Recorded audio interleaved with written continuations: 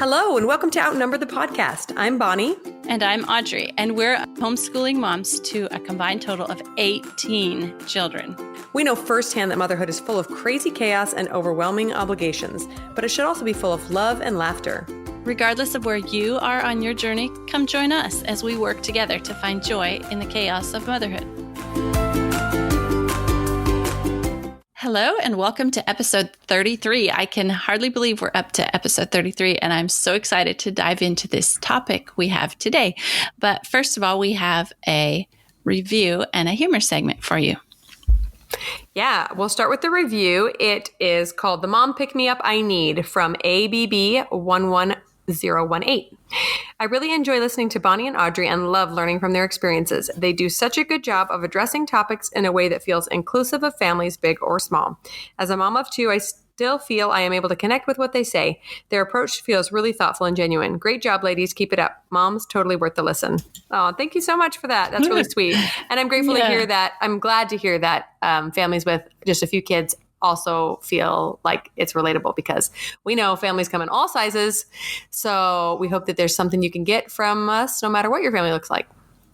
Absolutely. Yeah. Thanks. And when you guys leave a review, it helps other people find us on iTunes. So we really appreciate every written review and every rating that's left. All right. So I have a humor segment. This one probably falls under the category of crazy mom moment.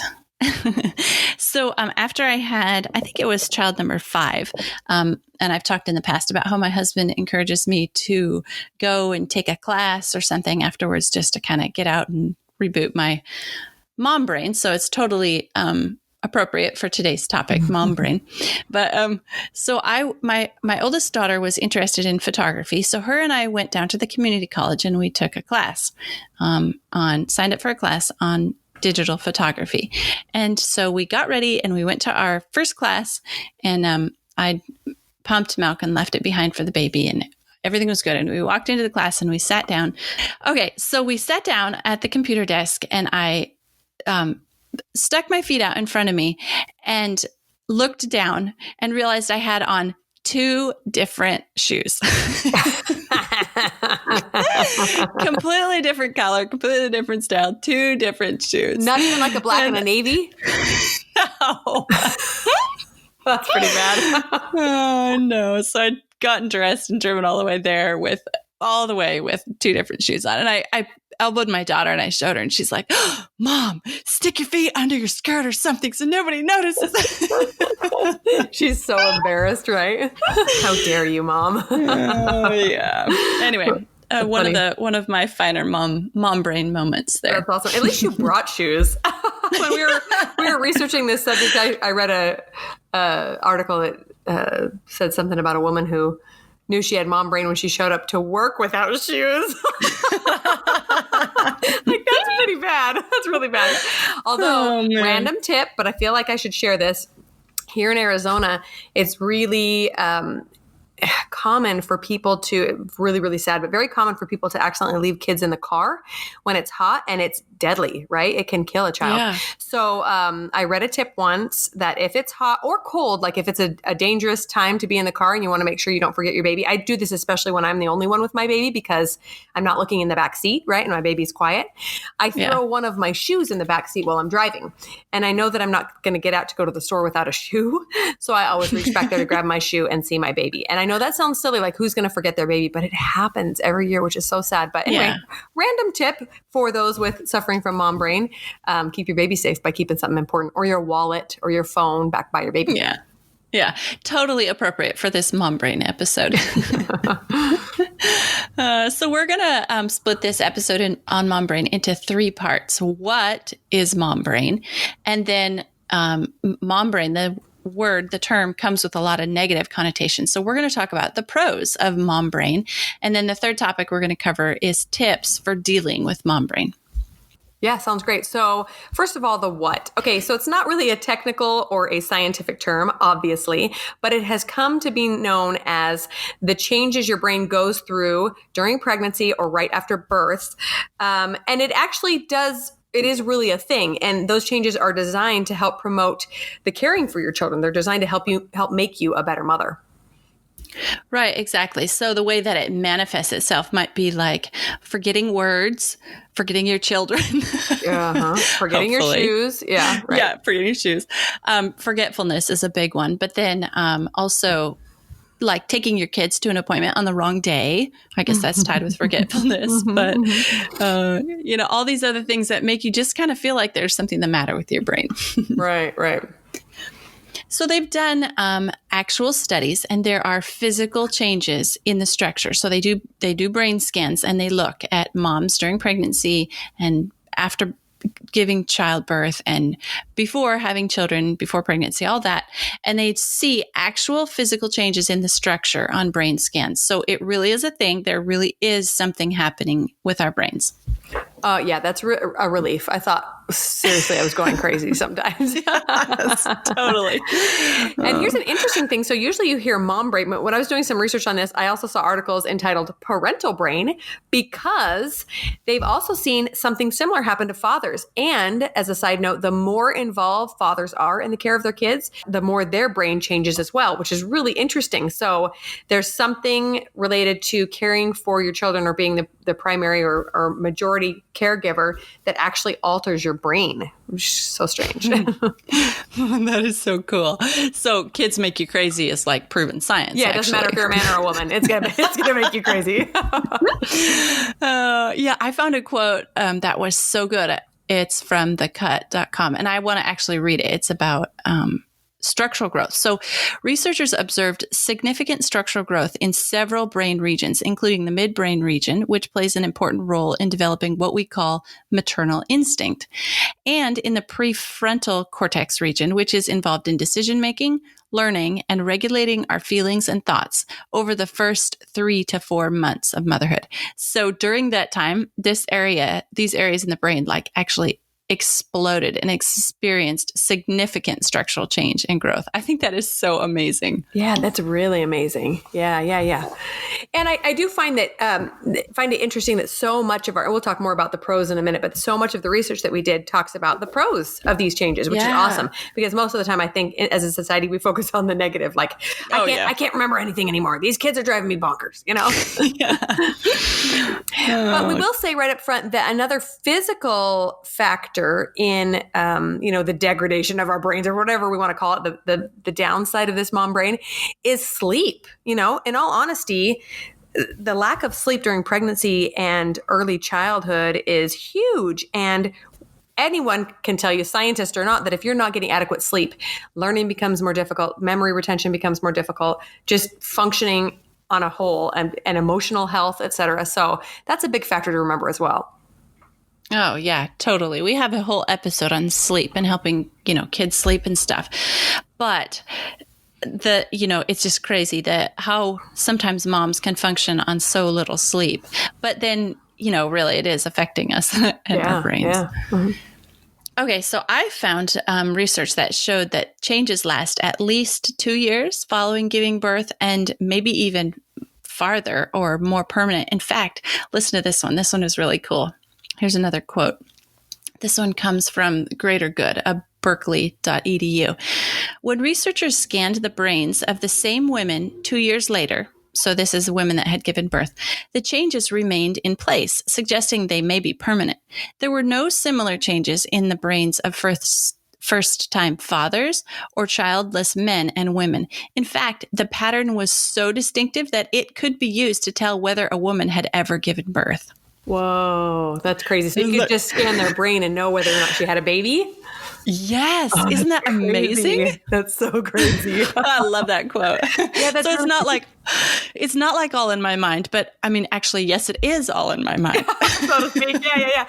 Okay. It's interesting though, that they said for at least 2 years following birth, because guess who had all their kids 2 years apart?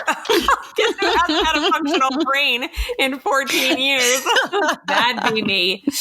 Yeah, interesting. Yeah. I guess I've had some pros along the way, but also any of the cons have held strong. I'm curious. I'm basically probably going to be a genius when I stop having kids. Give me a couple years at the end, and I'm going to be like, curing cancer or whatever. Einstein, yeah. Okay, so to talk a little bit about what we found, the researchers and experts have told us that there are organizational changes in the brain. So you guys might have heard that, not to get too technical because we don't know all the technical stuff, but you might have heard the term neuroplasticity, and that just refers to the process where the brain changes its neural pathways by creating new ones, right? Because we get new experiences, we're exposed to new things, and motherhood is about the newest experience one could ask for. Everything is different. Your hormones, your body, your sleep patterns, your, connection with another human being that didn't exist before, et cetera. So your brain is creating all these new neural pathways. Some of them will be negative, let's be honest, but some are really positive. And in some of the research I read, it hints at the fact that your brain might actually retain the positive more strongly than the negative, which is probably why we have more than one child. Really, really interesting, Yeah. So another time when this reorganization of the brain happens is when a person is learning a new language, which is very interesting to think about that. Like parenting is kind of like a new language, right? Yeah. So we react differently to similar things in the past because our brains have been rewired. So here's the last quote I have to read, and I just love this one too. So it says, if a mother hears her baby cry, it's very hard to ignore and continue to do what she was doing. We have this very strong urge to go and check on the baby and console the baby. That strong motivation is supported by brain activation. So when we present the sound of a baby crying to her mom, we can see which brain areas light up or become active during that period of time. Among the many regions, we see a very strong response. In the brain region we call the reward circuit, which is the circuit that responds to other things that are pleasant and rewarding, like food or sex. In mothers, though, the thing that activates this brain region the most strongly are baby cues. So listening to her baby cry, seeing her baby smiling, really strongly activates this brain circuit more than probably many other things that were previously very rewarding in her life. So that's really interesting and makes a lot of sense as to why it's okay for dads to let a baby cry it out, but not moms. It seems moms have a much harder time just sitting there and letting their baby cry. And that's a good thing, right? And that's biological. Yeah, exactly. I have been telling my kids lately that I'll hand the baby off to somebody and I'll be fixing supper and they'll have the baby in the next room and he'll be kind of fussy or something. And I'll just be feeling so uptight and frustrated. And finally, I've explained to them, if you bring the baby in the same room as me and I can see him and he's fussing, I'm going to get a whole lot less angry than if he's 2 rooms away and fussing and I can't see him and my nerves are just getting right. Yeah, you don't know what's happening to him. You don't know if he's being taken care of. Yeah, that makes a lot of sense. This week has been hard on me. We've been really just stressed out with school starting and everything. And my baby was sick, and I had a pinched nerve in my back, so it was hard for me to hold him. And so the hardest part was hearing him cry and seeing him. And it was like these 2 halves of my brain were going, pick up your baby. And the other half was like, no, it hurts. It hurts my back. I was like, wow, this is really, really a strong thing. I mean, obviously no one should let their baby, suffer and cry if they need to, but we are biologically designed to take care of those little ones. Really interesting. Yeah. So other than these organizational changes that we talked about, obviously there are the hormonal changes, which affects every aspect of our body, but it also affects the brain. One thing that we found in the research was that it makes us more emotional as mothers. We always blame our hormones on, crying at commercials when we're pregnant all the time, or, I'll read an old quote from my kid when he was little and tear up, or what happened the other day. I watched a video on Instagram and I'm sobbing at the end. I'm like, what is wrong with me? So yeah, that's a really typical thing, is to be more emotional. And that's for good reason. We'll talk more about that in just a minute. Right. We have oxytocin in our bodies, which is the hormone that helps us forget the pain of pregnancy and birth. We have a lot of that right during and after birth. And it helps us forget the pain of pregnancy and birth. Otherwise, none of us would ever have more than one kid, right? But it also works to help us forget difficult parenting experiences. Like we forget how hard it was, to be up at 2:00 in the morning with, twins or whatever, because we just forget it's these hormones that are making us feel good about being parents. Yeah, there's all these wonderful experiences, but there's also some negative experiences. And I feel like if our bodies had the choice to dwell on the negative ones, everyone would have one kid and be done. Yeah. But maybe not. It depends on what your body wants to dwell on. And our brains are predisposed to dwell on the positive. So I guess that's good. in addition to these hormonal changes making us more emotional, they can also make us more empathetic as mothers. So this comes across in a multitude of ways and helps us a lot as parents. So for example, if a random person trips and falls in the park, you'd probably be a little concerned, but make sure they're okay and move on. If a child falls, if your child falls, it's like a whole different ball of wax, right? Are you okay? In fact, I've had to override that. I'm sure you found this too, Audrey, when a kid trips and falls. If you freak out, they freak out, right? Yes. So, I have to go, whoopsie. Okay, let's keep playing. But that goes against your innate desire to double check that they're okay, because you are just really empathetic towards them, especially your own child. You just feel what they feel. Yeah.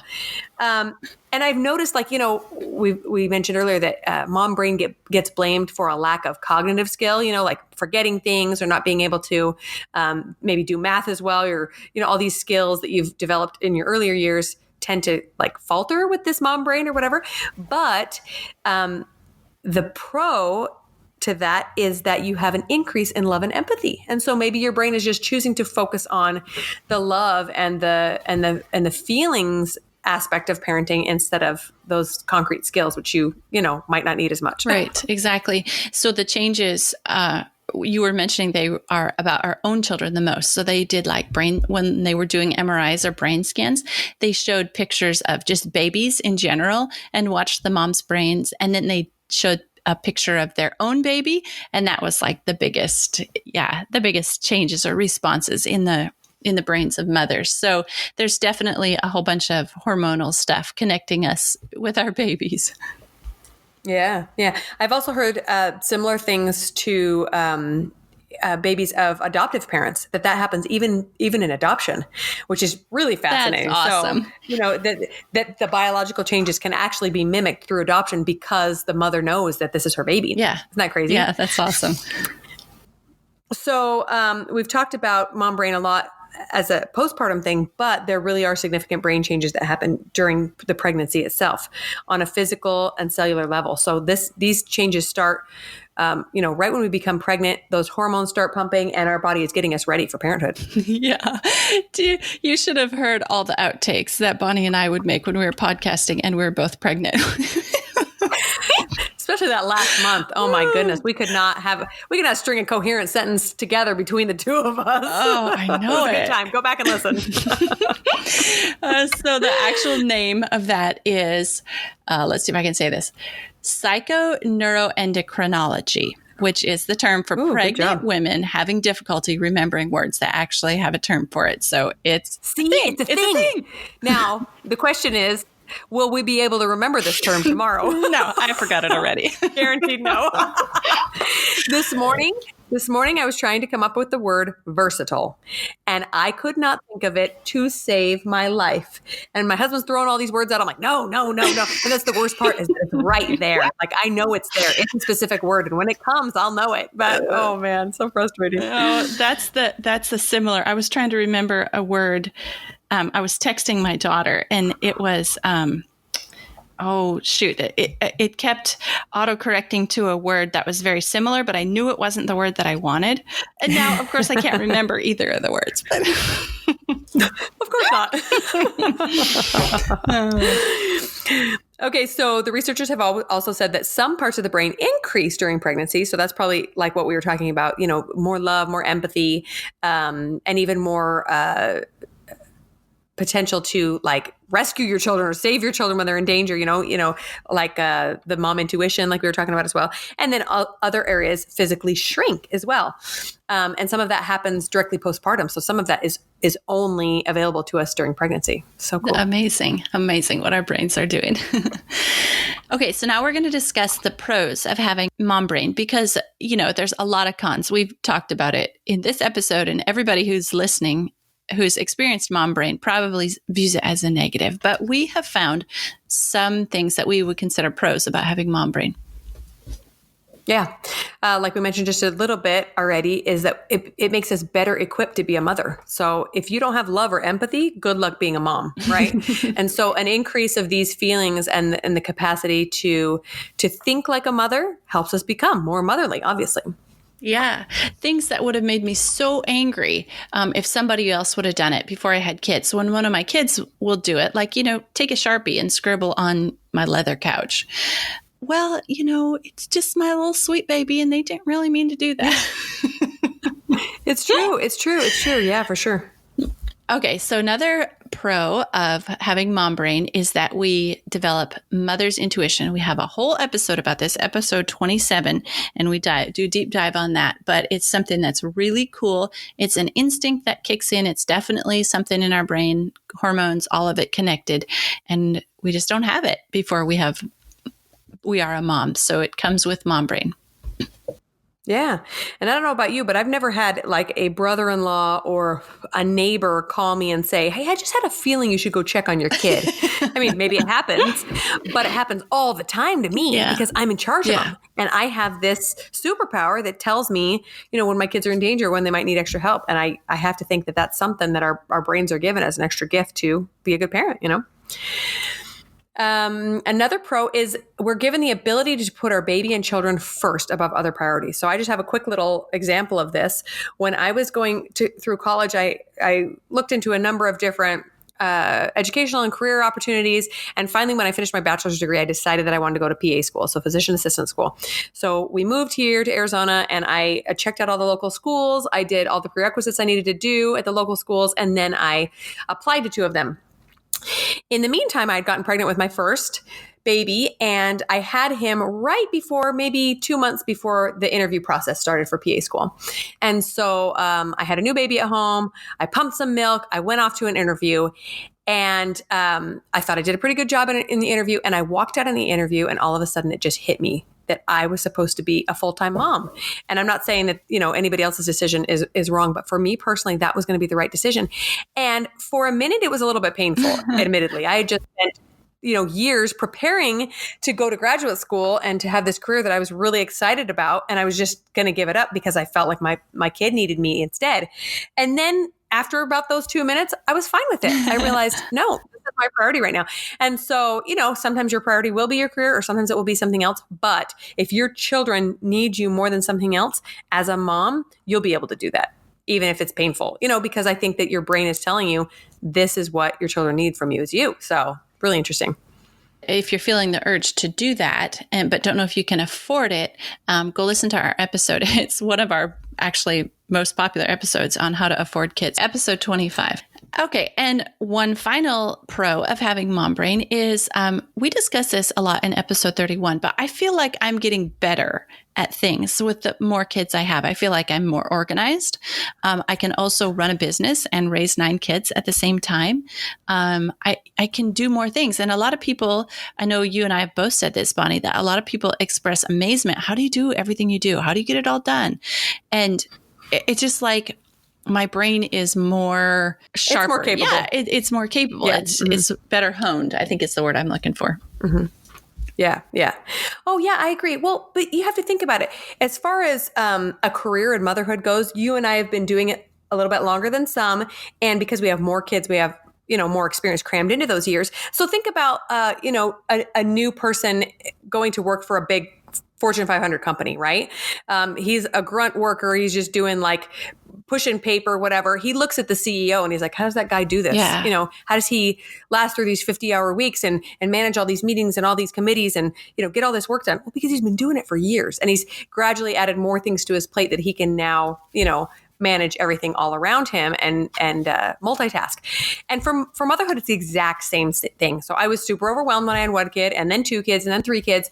But gradually the overwhelm, you get overwhelmed with bigger and bigger things instead of the smaller things just because of experience. So now it's not unusual for me to breastfeed a baby while I'm making dinner and helping somebody with math and answering a phone call. Yes. It's just because we've been doing it for longer and had a lot more on our plates for longer. Yes. So yeah, that's definitely a thing. I agree 100%. And I had thought of the same example too, of somebody working their way up through the company, gradually. So yeah, totally. Yeah. Okay. So our final segment is tips for dealing with mom brain to help you, get a little bit of relief. Okay, so just like our bodies are changed after giving birth, our brains are completely changed after giving birth too. So there's no way of going back. And we wouldn't want them to, right? After we talked about all those pros, we want to keep those. Yeah, exactly. Yeah. So one thing that I have found very helpful is skin to skin contact with my kids, with my baby, especially because it also is something that rewires the brain. There is actual physical changes that happen with skin to skin contact. And I'm going to recommend a book at the end that, talks a lot about this. But if you're connected to your baby and your children, like physically touching them or close connection, your brain can kind of stop worrying about that part and work on other things. Yeah, I never really thought about that aspect, that your brain is actually calmed down a little bit when you're connected, when you're physically touching somebody. So when I think of skin to skin contact, I always think of, new babies, holding them up against your chest in the hospital or birth center or whatever. But when you mention it like that, I think about when I'm out and about with my kids. If I can hold somebody's hand, I feel so much more secure. They're not going to run away. I know where they are. I can kind of sense how they're feeling or if they're struggling with anything that way. Same thing if a kid is struggling at home, I'll pull them onto my lap and kiss them and hug them. So anytime that we're feeling overwhelmed or like things, we can't get everything done, I feel like that skin to skin contact is really important. Yes, exactly. Like we talked about in our episode on traveling with kids. I think something you and I both do is baby wearing, and that helps us calm down a little bit and know right where that, at least, right where that baby is. And that's kind of a calming thing too, to have them wrap. Yeah, I've had that happen a lot. Although another funny mom brain thing is that I'll be at the store holding a toddler's hand and all of a sudden go, oh, where's the baby? And the baby's strapped to me. That has happened. Been not there. Once, not twice, multiple times. Like the sunglasses that are on your head, only it's a child. Yeah. Good time. Yeah. Done that. Yeah. Okay, so back to sleep. We're talking about getting adequate sleep. This is an important tip for solving that mom brain negative aspect of it. If you're forgetting words and dropping balls all over the place, sometimes we just need to take a break and get some more sleep. And like we said, there's a whole episode about that, how to find more sleep for you and your little ones. So go take a listen.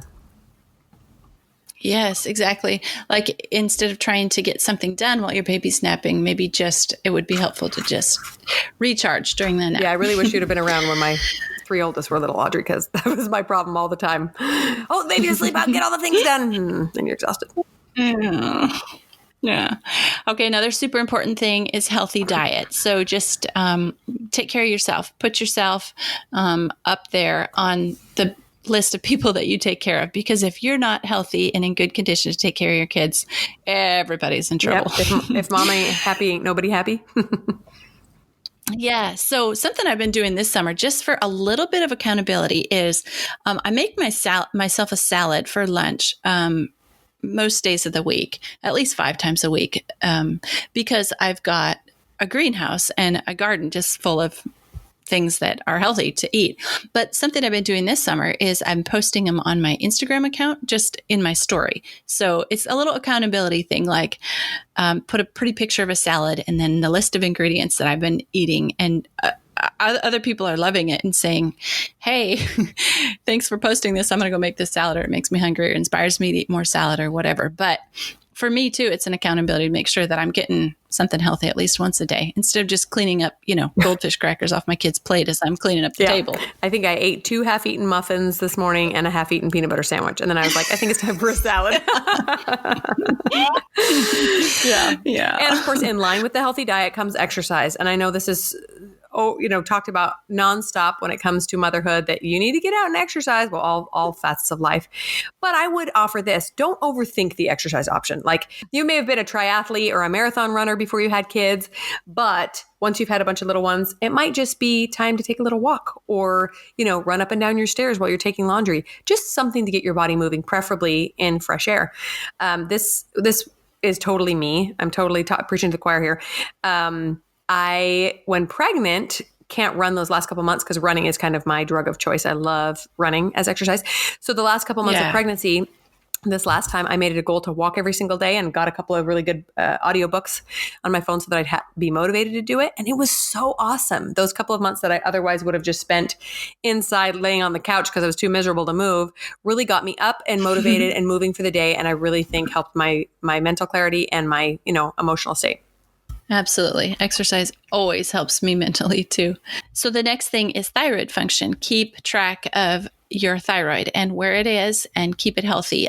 This thyroid is really important in not only childbearing and taking care of your kids, but also in regulating your hormones and your metabolism, and so much is dependent on your thyroid function. So get your thyroid checked out or take steps naturally, whatever is your method of taking care of yourself, but keep your thyroid in good shape. And this will affect your brain in a big way. Yeah, totally. Another tip is managing those stress levels. Now, every new mom knows exactly what I'm talking about because everything just seems overwhelming. But try not to take on extra projects if you're not prepared. Try not to make things more difficult on you. And if at all possible, ask for help.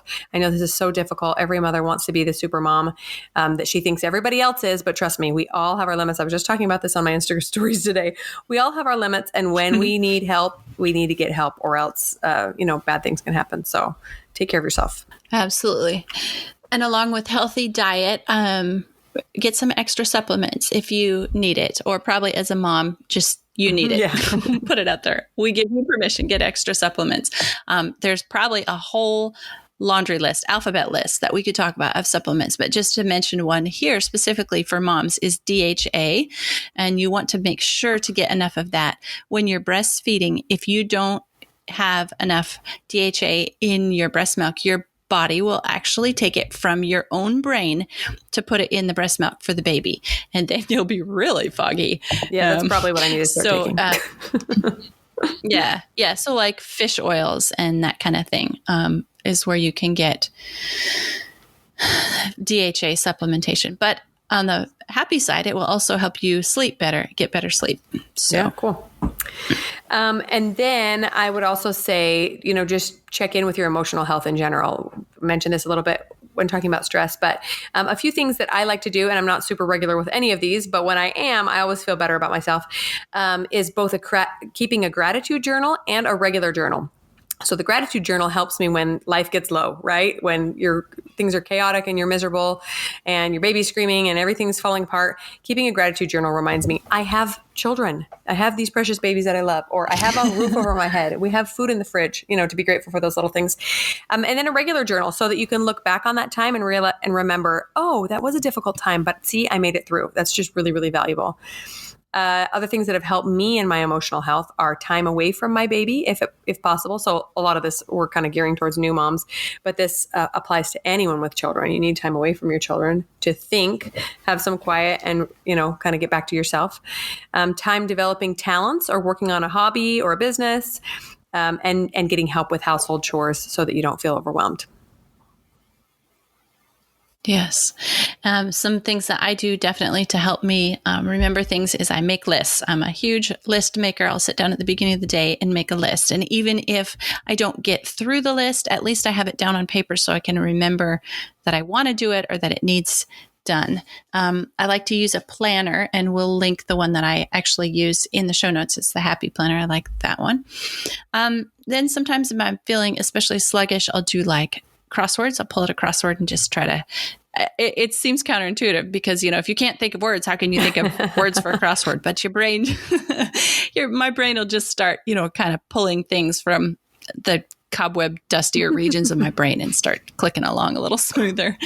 And then also I like to try to read a little bit more challenging literature or books. I know there's a lot of books out there that you could read, and maybe these aren't as enjoyable, but they do, I feel like, touch different areas of my brain or make me kind of reach into, even advanced vocabulary. So try to help my brain out in those ways. Yeah, I agree. I was going to say the same thing, that reading for me has always been a way to develop my vocabulary. And that's probably one of the hardest parts for me, is losing some of my vocabulary, because I was a really voracious reader as a kid. And I feel like I'm losing basic words, but to continue to put them into my brain is hopefully going to help that. And then also, it's funny that you brought up crosswords, because my thing is Sudoku. I love Sudoku. I love number puzzles. Oh, and yeah. so I'll just stash it somewhere. And when I'm feeling overwhelmed, I'll just sit on the couch and do a puzzle, and it helps me kind of decompress. And that's not for everybody. Maybe your decompressing is a television show, whatever it takes, but something to help you to relax or get organized or decompress, whatever your body needs and mind needs at that time. Yeah. My son was telling me the other day that my college son was telling me that your brain needs time to rest as much as it needs time to work. So that's something to keep in mind too. Yeah, that's interesting too. As a doer and a goer, I tend to fill every spare moment of my life with some sort of something. If I'm not working, then I'm listening to a podcast, or if I'm not doing that, I'm reading while I'm breastfeeding. Sometimes you just need quiet and you just need nothing, just space to breathe. That's why meditation is so good, yoga, etc., to just clear your mind and let it rest. So yeah, that totally hit home for me too, because I'm just exactly like you. Gotta always be doing something. Okay, now we have some recommendations. I will link these things in the show notes. I mentioned DHA, and I'll link the exact one that I use that's been helping me. And the Happy Planner that I use, I really enjoy that one. It's a good layout for me. And then the book I mentioned earlier about skin-to-skin contact is called The Vital Touch. So we'll link all those in the show notes. Yeah. One last thing about organization that I wanted to share that I just remembered is having some sort of command center in your home. So I've had a calendar on my fridge for years, but just this year we started by putting a chalkboard up in the kitchen, or you could do a whiteboard or just a bigger calendar, whatever. And whatever is on the docket for that day, I write on the chalkboard. So that helps both me and the kids just keep a handle on what's going on that day. Nobody's surprised. I don't forget appointments because every 5 seconds I'm glancing over and I see what's coming up next. So that's just a tip for keeping life in order when it feels like you are dropping balls everywhere. Yeah. Do you have a blog post on that? No, but I am planning one, so I will do that. Okay. Yeah, we can link to that. And that's all we have for you today on Mom Brain. Hope you enjoyed this episode. Thanks so much for tuning in. If you've enjoyed this episode, we'd be so grateful if you'd leave us a written review on iTunes. If you have any questions or ideas for future episodes, you can reach us at outnumberedthepodcast@gmail.com and find us on Instagram at outnumberedthepodcast. See you next week.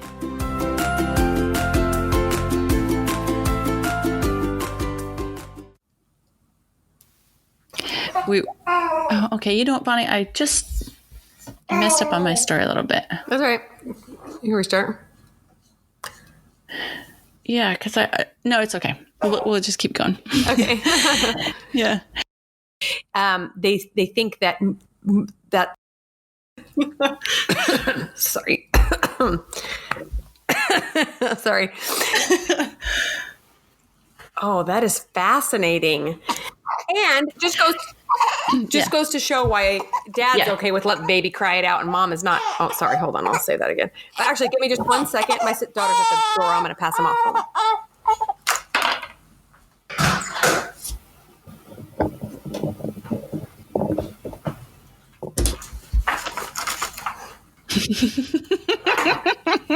Okay, I didn't think that would be very appropriate to have my baby crying in the back of me saying, you can't ignore a baby crying. You were talking about dads not having the same. All right. Okay, so where was I? Oh, yeah. Yeah. Mom brains. But, oh, sorry. I think I might be talking about this later. Okay, I'll just re-say that last little bit. Right, exactly. And if you want to, what's that, Bunny? Mm-hmm. Oh, I don't know. Shoot. Is it way back there?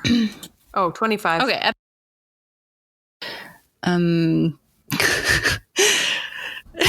What's the word? I know, what's the word? My brain is just...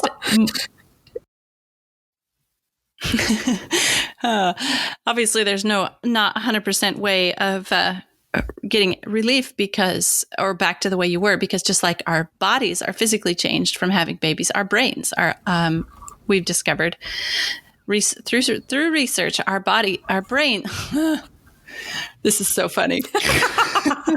We have all these outtakes in the end because we can't talk, we can't remember words. What's that thing that happens when you forget words when you're a mom? Oh, I can't remember that word. It's mom brain. Psychoneuroendocrinology. Got that going on right there. There you here. go. Good job. Yeah. Okay. Another thing is thyroid function, and the keep a. you may have been a triathlon or a triathlete. Sorry, I'll say that again. Whatever is your juju. When I can't come up with words, I just make them up. That's fine. I get you. Mm-hmm.